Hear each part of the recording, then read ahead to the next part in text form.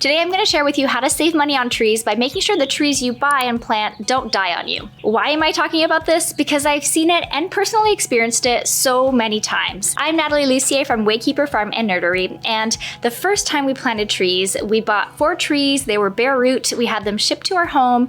We were super excited. We planted them out and every single one of them died. Since then, we've learned a lot about planting trees and making sure that they don't die, and I'm going to share with you the most important things to do when you're planting out a tree and after you plant it as well. So let's go ahead and dive on in. So first things first, the most important thing in my opinion is how quickly you plant a tree when you first receive it. So if you're getting bare root trees, this is especially important because these trees have been uprooted, they don't have any soil, and you don't want them to dry out. I know for a fact that some of the trees I've planted over the years have died because I did not plant them fast enough when I received them bare root. So if you're starting with bare root trees, make sure you clear out your schedule, maybe pre-dig some holes, get some compost ready for those trees when they arrive to your home so that you have time to put them in the ground as soon as possible. If you're planting potted trees, you do have a little bit more time, but again, you don't want these roots to get root bound in your pot and get stuck in there. You want to be able to plant them as soon as possible.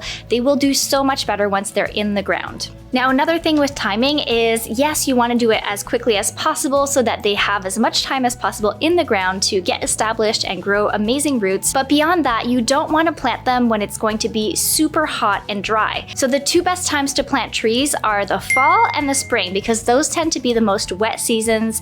And what you want is to be planting on an overcast day or even a little bit of a drizzly day because you don't want your trees to bake in the sun. Just like with bare root trees, you don't want your roots to dry. You also don't want the tree to dry once it's out there. In some regions, planting in the spring is also not recommended because it will dry up so quickly after you plant them. So in some regions, you'll want to do a little bit of research for your zone and your region. Make sure that you plant in the fall. Next, we have tree size or the age of the tree. So if you're planting a bare root tree, chances are it's probably 1 or 2 years old of a tree and you'll be able to get it established and it will grow really well. But if you're trying to plant an older, more established tree because you think you'll get to fruit or nuts a little bit faster, then I have a bit of a cautionary tale for you. Back when we lived in Texas, one of our neighbors had a tree die in their backyard, so they decided to buy another tree. And just like logically you would think, I want a tree that's going to be shady for my yard. It's super hot and dry in Texas. I want my dogs to have somewhere to go underneath when it's really hot. And so they decided to buy a very established tree.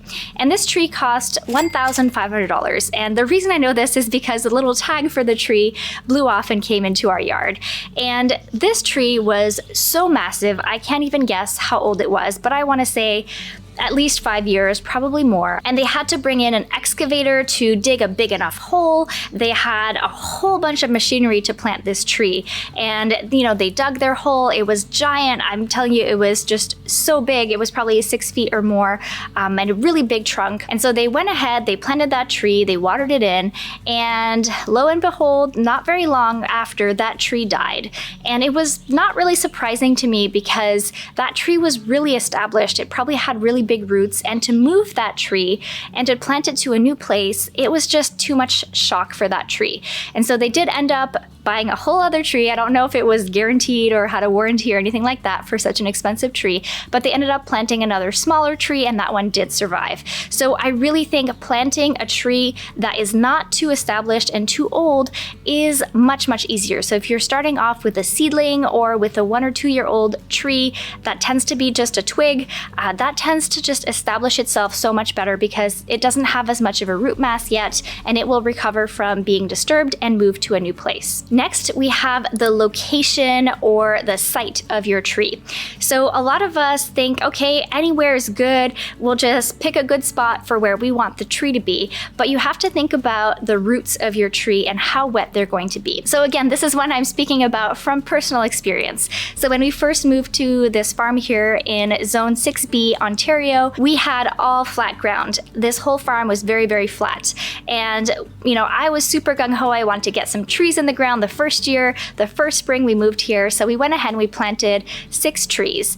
And Currently, only 2 of those have survived, and I really think it's because it's just too wet where I planted them, and because it's so flat everywhere, the water just goes where it's flat and stays there, and then it rots the roots of the trees. So some of the things that we've done differently since we've learned this lesson multiple times over is to plant on berms, and berms are just a raised area. So you could just do a raised area anywhere that you want to plant a tree. You could just bring in a ton more compost. It could be wood chips, it could be soil, it could be topsoil, any type of soil. Obviously, the better soil you can get, the better your tree will do, but just consider raising if you are in a clay soil like us, or if your place tends to be very waterlogged as well. Now, there are some exceptions to this. Some trees love water and will soak up all the water around them, like willows or cottonwood trees, and so you'll want to do some research about the trees that you're planting. But for the majority of trees, if you're trying to buy fruit trees or nut trees, then probably you'll want to raise up their roots to make sure that they're not waterlogged. Now let's talk about the soil and the condition of the soil that you're putting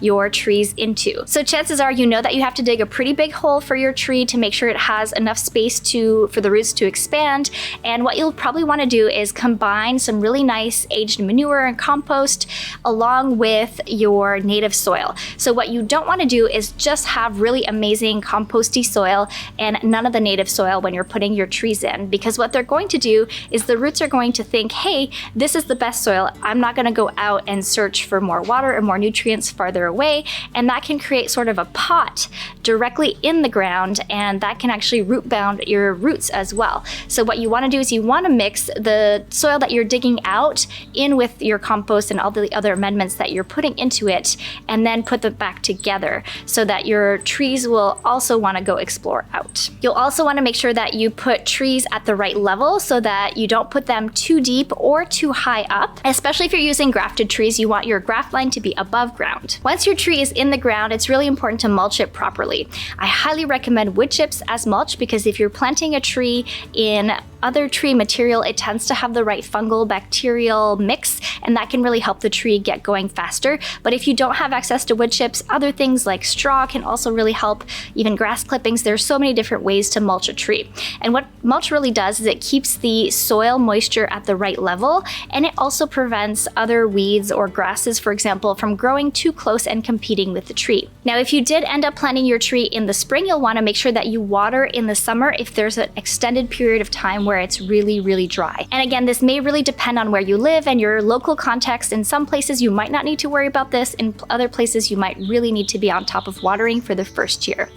Now, there are some people who practice the stun method, sheer, total, utter neglect, and that is totally fine if you want to do that. What we found is that if we're buying a tree, if it's bare root or we spent a lot of money on the tree, then we will baby it a little bit more. We'll spend more time watering if we think it needs it. And if we started a tree from seed, or we have a ton of this tree and we've propagated it and it didn't cost us much, then we might not baby it. So there you have it, how to make sure that the trees that you plant survive and you save money on your trees. So first of all, you want to have the right timing. You also want to make sure it's the right tree size. You have a good location for your tree, as well as good soil and soil practices. Now, if you enjoyed this video and you want to find out how to plant trees from seed, or you want to take a quick look at our silvopasture orchard, then go ahead and watch these videos now.